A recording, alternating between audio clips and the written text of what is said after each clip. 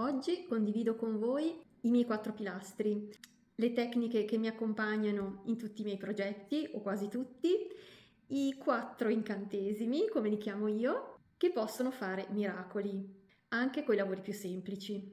Perché li chiamo incantesimi? Chi ha ricevuto la mia newsletter, la mia lettera, la mia mail, sa di cosa parlo. Per gli altri invece che non sono iscritti alla mia newsletter, se volete potete riprenderla, vi metto qua il link dove trovarla sul mio sito. Se invece poi vi va di iscrivermi alle newsletter per i prossimi eventuali news che mando, potete iscrivervi qua. È un link dove scrivo link alla mia guida, per cui se ce l'avete già sicuramente siete iscritti, altrimenti potete appunto, vi arriva una mail con la guida e poi a mano ci saranno 3 mail di default che vi arriveranno, 3 passaggi e poi a mano tutte le mail di novità nei mesi a seguire. Chi è iscritto da tanto sa che raramente mando queste mail, nel senso non voglio fare spam, lo faccio quando ho degli argomenti che ritengo utili e importanti per me e per voi. Quindi ci saranno dei periodi in cui ne riceverete magari qualcuno in più, dei periodi ma anche mesi in cui non ne riceverete, quindi sta a voi poi gestire o meno l'iscrizione. La maggior parte di queste le trovate comunque sul mio sito in forma di articolo e quindi decidete voi qual è il mezzo che vi interessa di più. I miei 4 incantesimi le chiamo queste tecniche, i miei 4 pilastri, perché per me, da quando ho cominciato nel 2018 a lavorare all'uncinetto, è stato come iniziare un viaggio appunto nel magico mondo dell'uncinetto. Questo l'ho scritto anche nella mia guida e l'uncinetto è per me la bacchetta magica con cui noi trasformiamo dei fili ordinari in progetti straordinari.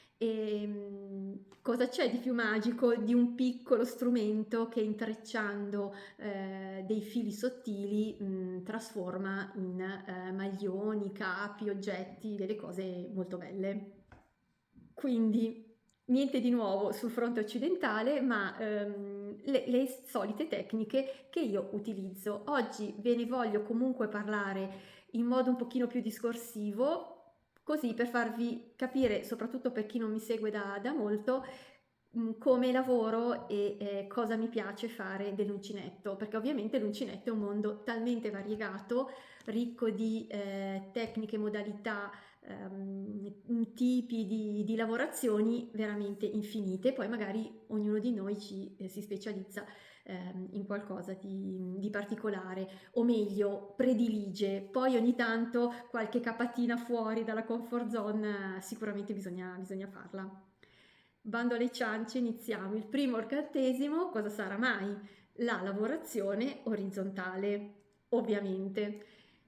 Questo è un termine un po' controverso perché lavorazione orizzontale si intende la lavorazione che noi non facciamo in modo classico, partendo dal basso o comunque dall'alto. La lavorazione orizzontale è da lato a lato, cioè noi il capo lo lavoriamo steso. Vi faccio un esempio. Utilizzo un cappello che è più facile, poi vediamo anche i maglioni. Questo cappello è così, non viene lavorato innanzitutto in tondo, ma è una lavorazione in piano. Non viene lavorato in verticale, quindi eseguendo delle righe e dei giri che poi salgono e si chiudono, no, viene lavorato così, cioè viene effettuato un pannello, come potete vedere, e le righe partono da qua, questa è la mia destra, forse voi la vedete ribaltato in video, e si fa avanti e indietro a lavorare. Una volta che abbiamo finito il pannello della misura giusta della nostra testa, lo chiudiamo con una cucitura e poi chiudiamo qua. Questo l'ho già cucito purtroppo e non mi va di disfare la cucitura perché comunque è impegnativo e questo è mohair e ho paura che poi dopo è un problema disfarlo. Comunque io ho fatto un pannello che non è un vero rettangolo, nel senso che qua, come vedete, è più stretto e questo lo si può fare con l'altro incantesimo di cui vi parlerò dopo. Comunque, morale della favola, questo pannello si cuce poi Ci sono varie tecniche per fare delle cuciture invisibili o meno. Io forse l'ho già detto, nei cappelli a me non dà fastidio se la cucitura è visibile. Una volta chiusa si andrà poi a fare col l'ago, riprendere tutti i punti e poi si arriccia, come questo. La lavorazione orizzontale perché è bella? Perché le righe appunto sono lavorate in questo modo. Quando indossi il capo, che sia un cappello o un maglione, i punti, le righe sono in verticale, cioè i punti si verticalizzano e quindi le trame che possiamo effettuare sono diverse rispetto alle lavorazioni classiche e ti permettono di fare nuovi punti, nuove geometrie, nuove combinazioni e a me piace tantissimo questa lavorazione proprio per questo motivo. Difficilmente con la lavorazione in crescita verticale sarà difficile ottenere questo tipo di punto. Ovviamente ce ne sono altri di punti che possono piacere, ma questi che ricerco io non sono ancora riuscita con la lavorazione classica verticale o in top down. Anche questo scaldacollo è una lavorazione orizzontale, quindi sono state fatte delle righe così, è un pannello perfettamente rettangolare e poi cucito. Adesso cerchiamo io questo l'ho lavorato l'anno scorso, anche se ho ancora le codine e no, adesso le devo assolutamente sistemare perché lo voglio indossare. Mi piaceva l'anno scorso, ma quest'anno che l'ho tirato fuori, caspita, mi piace ancora di più. Avevo voluto questo effetto appunto di righe piene di un colore solido con le righe invece, come dire, queste sono in rilievo rispetto alle righe colorate, le righe a monocolore sono in rilievo, quelle blu rispetto a quelle colorate e che rientrano, non so se si vede, però a livello di tatto è così. Se io lo lascio così, addirittura rientrano bene, oppure se io lo stendo, ovviamente escono di più. Mi piace tanto e anche questo effetto così verticale non avrei potuto farlo con la lavorazione classica, quindi pannello e poi cucito. Vi volevo vedere dove avevo fatto la cucitura, forse qua. Qua probabilmente l'ho iniziato. Esatto, e qua c'è la codina di fine, quindi probabilmente la chiusura l'ho fatta qua. Perché volevo farvela vedere, non la vedo perché non si vede qua la cucitura.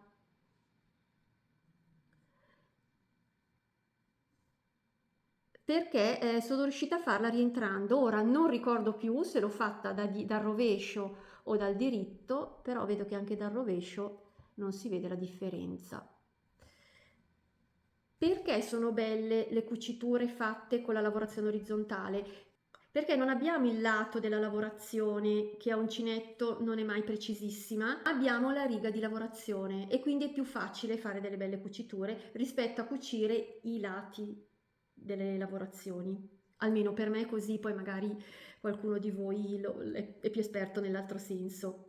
Mi piacerebbe rifare con dei colori diversi, anche se questo colore qua ce n'è ancora tanto, questo qua colorato, farlo le righe in rilievo con questo colore variegato, quindi che escono ancora di più rispetto al blu che rimarrebbe diciamo all'interno, più ritratto, perché col blu più ritratto sicuramente questo colore con queste righe spara di più. Magari faccio la stessa versione, non ho più questo blu, ma vabbè, insomma, un blu lo trovo di sicuro, però con i colori invariati al contrario, così voglio proprio vedere la versione contraria. Non è double face, nel senso che nessuno ci impedisce ovviamente di indossarlo, al contrario, anzi, è molto bello anche così, però qua sono tutte sullo stesso piano, non c'è questo scalino tra il colorato e il monocolore. Però è molto bello da indossare anche così, quindi diciamo che è comunque una lavorazione double face. Per quanto riguarda i maglioni invece, le lavorazioni orizzontali, per esempio questa è la maglia pannello che avete già visto in tutte le salse. Questa manica sembra molto stretta, ma è anche molto elastica ed è un rettangolo. Non ho fatto nessuna diminuzione, nessuna riga accorciata, l'ho voluta proprio fare a pannelli. E a pannelli anche il davanti e a pannelli anche il dietro. E questa è anche questa orizzontale, cioè così. Sono dei rettangoli lavorati con questo tipo di punto che io ho chiamato folium e che c'è anche la versione scaldacollo che poi vi faccio vedere. Ovviamente questi pannelli poi vanno cuciti, quindi bisogna tenere in conto questo, con le lavorazioni orizzontali spesso ci sono più cuciture.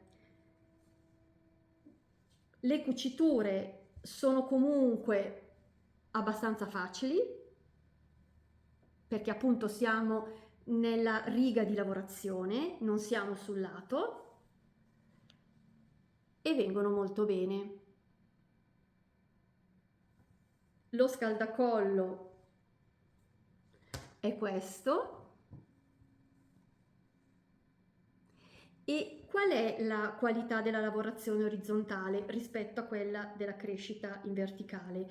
Praticamente tu sulla stessa riga lavori il bordo, il corpo del progetto e eventualmente il collo. Ovviamente si può decidere di farli staccati e farli dopo, cioè per esempio per questa maglia io ho lavorato il bordo e il pannello del corpo fino allo scollo, il collo non ho lavorato, in un'unica lavorazione, cioè in un'unica riga fai i punti del bordo, che spesso sono diversi poi dai punti che invece lavori nel corpo. E poi mi sono fermata, tornavo indietro e ho lavorato sempre così. C'è la versione, per esempio questa, che è una versione ancora diversa. Allora, innanzitutto, come potete vedere, ha una vestibilità come se fosse un top down, ma in realtà non è un top down, ma è una lavorazione a pannelli, cioè lavorata sempre così, da lato a lato. E questo come l'ho lavorato? Sulla stessa riga ho lavorato il bordo, quelle della maglia e anche quelle del collo. Io mi sono fermata qua, ma volendo si possono fare anche i colli molto alti. Lo si può quindi anche allungare, io ho deciso di fare così, ma diciamo che appunto questa lavorazione orizzontale è un attimino, se vuoi, scombina un attimino i ragionamenti perché bisogna già pensare, se si vuole ovviamente, non è obbligatorio, ma diciamo che quando si lavora in questo modo, bordo, corpo del modello e collo, inizi e quando hai finito i vari pannelli, anche se poi li devi cucire, però hai già la maglia, non devi fare dopo. Ovviamente si può anche decidere di fare dopo. Per esempio, questo collo io ho fatto prima il pannello facendo il bordo e il corpo dello scaldacollo. In seguito ho ripreso per il bordo sotto, ho ripreso le maglie dopo e ho fatto il bordo sotto per fare una variante. Questo addirittura ha il pezzo dietro più lungo rispetto al davanti e quindi anche questa sagomatura. Volendo, ovviamente, invece come questo, si può fare il bordo, qui l'ho fatto piccolino, il corpo dello scaldacollo e qua l'altro bordo. Forse non si vede benissimo, ma questo è un bordo elastico di maglie bassissime, questa è tutta la lavorazione che ho scelto dei vari punti e questo è ancora il bordo di maglie bassissime. Tutte lavorate sempre in ogni riga. Quindi quando poi arrivo alla fine, sì, devo fare la cucitura, ma il prodotto è già fatto. Stessa cosa per i capelli che abbiamo visto prima. Io in un'unica riga lavoro il bordo del cappello, in questo caso sono tutte maglie bassissime, e poi il corpo del cappello con i vari punti che decido di scegliere. Vi faccio vedere, per spiegarvi meglio questa maglia, un altro tipo di scaldacollo, che è questo. Ve lo potete mettere come vi pare, così, oppure in modo un pochino più ordinato, proprio intrecciato. Ho fatto anche una versione lunga proprio a sciarpa. Queste sono cose che vi ho già fatto vedere l'anno scorso, ma magari molti di voi non c'erano sul mio canale, e questo l'ho potuto fare di vari colori. Se avete un filato di quelli belli che fanno tutte le sfumature, questo viene bellissimo. Vi ricordo che questo è lo schema che ho chiamato Pirouette e che è su Ravelry ed è gratuito, non è a pagamento questo. Un altro lavoro estivo, questo, che è questa maglia, questo top intrecciato, quindi lavorato così, e soprattutto anche le spalline. Quando ho lavorato appunto il pannello davanti, quando sono arrivata qua ho cambiato il filato e ho fatto la spallina lunga. Queste sono maglie alte e secondo me le maglie alte, anche le maglie alte funzionano molto bene con le lavorazioni orizzontali, perché appunto lavorate così, poi le indossate in questo modo e creano questa verticalità che a me piace. Con le maglie alte ho fatto anche questo cardigan. Questo l'ho fatto tanto tempo fa. Anche questa è una maglia a pannelli, quindi le maniche addirittura, dato che le ho fatte più larghe della maglia rossa, mi sono venute anche molto larghe, qua fanno tipo a palloncino, e so che una di voi mi ha proprio consigliato anche di mettere qua l'elastico perché mi era venuto largo anche il polso. Ed è stata una bellissima idea perché adesso lo porto, la manica viene un po' sbuffo perché è anche molto lunga sul polso e mi piace tanto. E queste sono tutte maglie alte. Quindi le maglie alte ti permette di lavorare velocemente per chi le ama. Io non sono appassionatissima di maglie alte, però lavorate così in orizzontale, poi dopo sono davvero indossate molto belle. Questo in realtà è molto bello anche il filato. Ho fatto questa pazzia di comprare i filati della Rowan, ma li avevo comprati su un sito che si chiamava Duitu, che purtroppo non c'è più e che in certi periodi dell'anno, soprattutto in estate, metteva tutto al 50%. Quindi il mohair e poi il lace fine della Rowan sono una cosa favolosa anche per i colori, qualsiasi colore è meraviglioso. Incantesimo numero 2, le righe accorciate e allungate.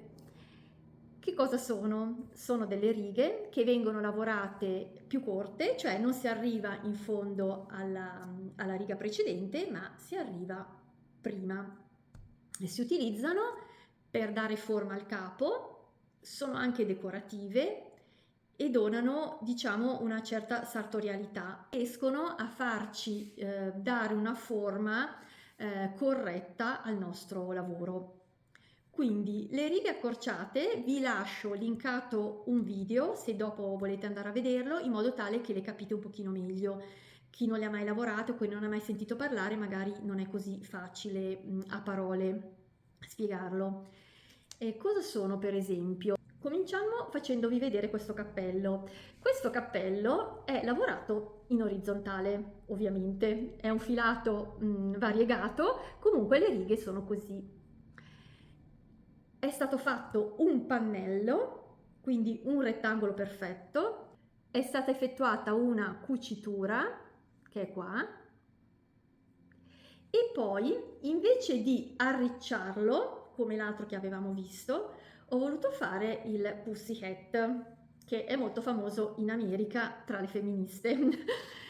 Praticamente quando lo indossi hai le due orecchiette. E questa diciamo che può essere la forma più semplice del cappello.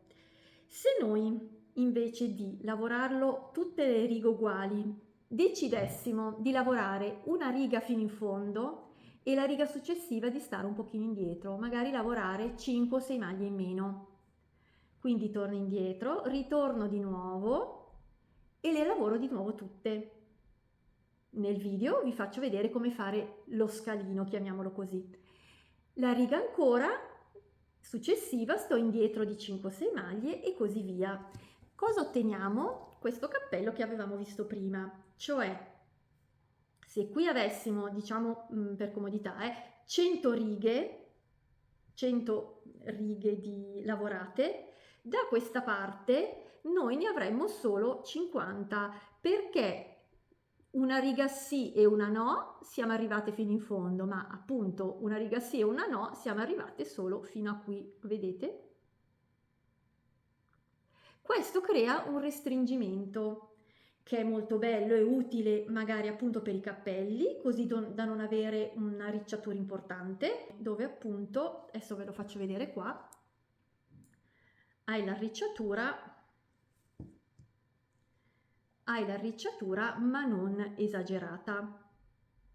Questo, avendo una trama, non è stata fatta una riga sì, una riga no, ma è stato fatto un altro tipo di calcolo, perché ovviamente le righe accorciate le potete fare non per forza alternate uno a uno, potete decidere di alternarle con schemi differenti. Però questo era per farvi capire, diciamo, meglio, in modo più semplice come funzionano.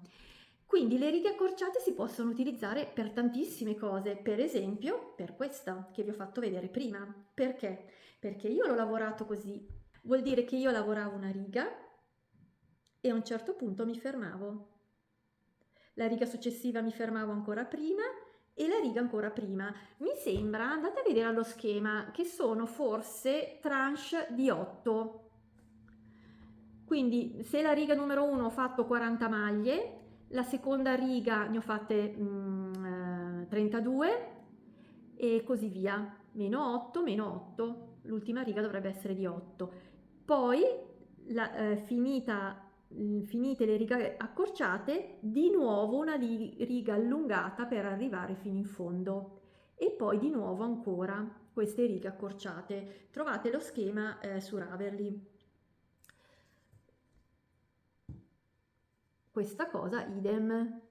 Io penso che riusciate a vedere dove sono le righe accorciate, no? Che arrivano fino a un certo punto e poi si torna indietro. In questo modo ovviamente in altezza cresce questa parte e cresce meno questa.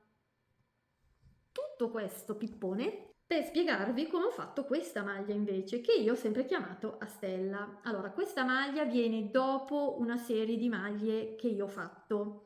Una molto fortunata che ho fatto, ma io non mi ricordo che anno, boh, nel 2000... Devo andare a vedere, vi metto qua la foto e vi metterò anche l'anno. È stato il mio primissimo maglione con le righe accorciate e con questa tecnica che mi è venuto bene. L'unica cosa è che il collo l'ho fatto successivamente e quindi sono anche riuscita a modulare la larghezza, perché il collo mi era venuto abbastanza largo, ma riprendendo i punti successivamente, lavorando poi con le diminuzioni in tondo, sono riuscita ad adeguarlo. Non ce l'ho quel maglione perché l'ho regalato a mia sorella, che l'ho apprezzato molto, e ho fatto proprio il raglan. Perché ovviamente con le righe accorciate tu puoi fare il raglan in orizzontale. Questo invece ha la lavorazione come questa sciarpa in pratica, ma invece di fare solo il bordo, lo sprone e lavorare in seguito le maniche e il busto, le ho lavorate tutte in una volta, cioè sulla stessa riga io lavoravo il bordo, quindi appunto così, bordo, maglione. Allora, il bordo io ho utilizzato una riga di maglia bassissima e il ritorno ho utilizzato una riga di brioche, di mezza maglia alta chiusa, quella che chiamiamo brioche. Qua ho utilizzato la maglia da rasata, che trovate come primo video sul mio canale, cioè come video in evidenza sul mio canale. E poi qua ancora maglia bassissima, andata e ritorno per differenziare lo sprone. Ho cominciato quindi sul fianco, ho lavorato avanti e indietro facendo qua tutta una serie di righe accorciate e allungate. Quando sono arrivata qua, semplicemente ho aggiunto delle catenelle per staccarmi dal busto.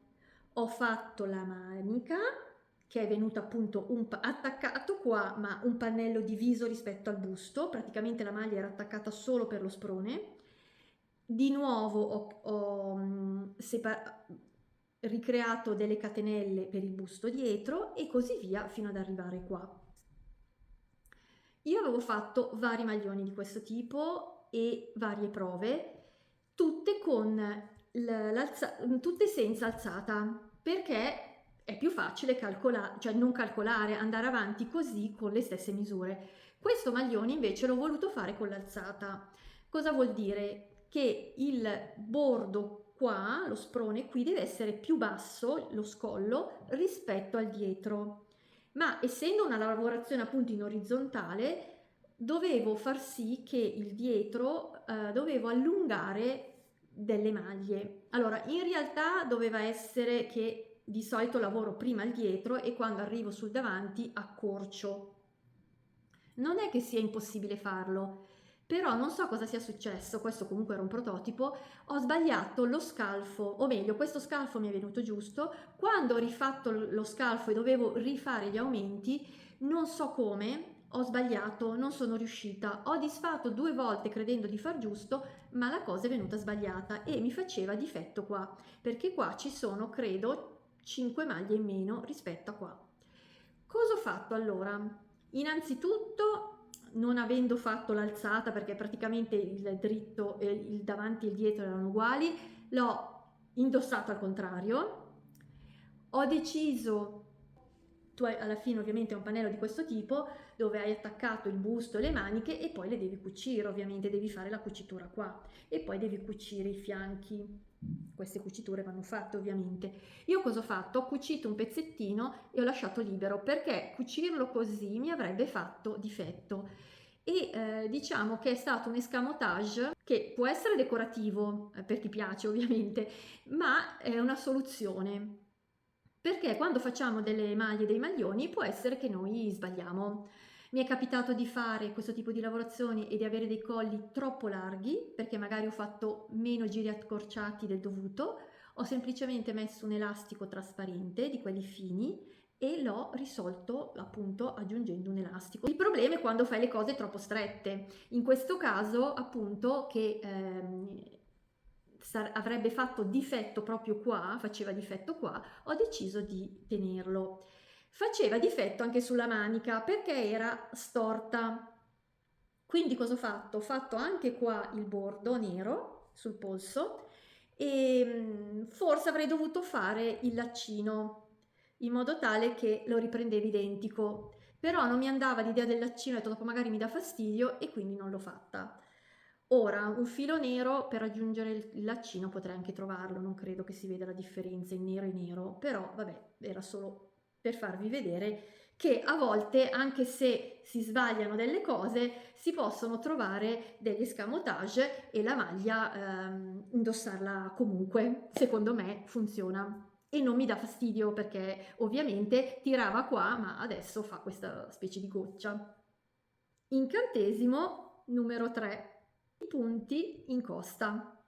E già, perché queste lavorazioni orizzontali funzionano bene se si utilizzano i punti in costa. Si possono utilizzare anche gli altri punti, vengono bene, ma se utilizziamo i punti in costa possiamo veramente fare delle decorazioni o comunque delle lavorazioni, delle trame diverse.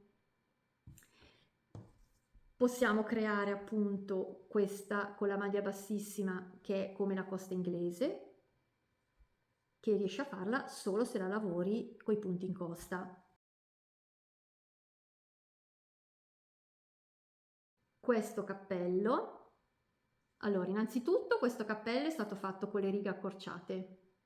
Ecco, qua si vedono meglio. Riprendo un attimo l'argomento righe accorciate che non vi avevo fatto vedere. Come vedete, lavorato così, io a un certo punto arrivavo fino a qua e poi dopo ho ripreso i punti fino in cima. In questo modo si crea la calotta senza arricciatura, proprio così, proprio danno forma al capo. Quindi riprendendo invece il discorso dei punti in costa, si possono creare appunto varie tipologie di trame molto belle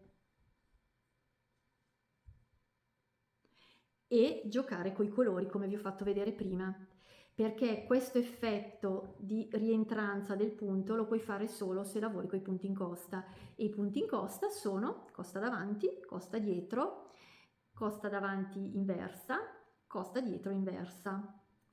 Poi ci sono 1000 modi per prendere il punto, dipende poi dai punti, perché per esempio la mezza maglia alta non solo ha 2 coste ma anche una terza costa, quindi le combinazioni sono davvero infinite. Quarto incantesimo, il mio preferito, il mio piccolo seme, è la maglia bassissima. So che molti la odiano, la maglia bassissima è un punto piccolo, è un punto che se non riesci a lavorare perché hai una tensione molto stretta ti fa dannare, e io ho cominciato così, odio profondo per arrivare ad un amore puro. Io facevo fatica, vedevo i video di queste signore russe che lavoravano in modo così sciolto e non riuscivo a capire, però poi vedevo anche le loro realizzazioni e dicevo io devo assolutamente farlo. Quindi tutto il segreto sta nella tensione. È così. Sembra facile, forse non lo è, vi assicuro che una volta imparata la tensione poi vi regalerà delle bellissime soddisfazioni. Io lavoro spessissimo anche solo maglia bassissima, questa è solo maglia bassissima, presa in costa davanti, costa dietro, inversa.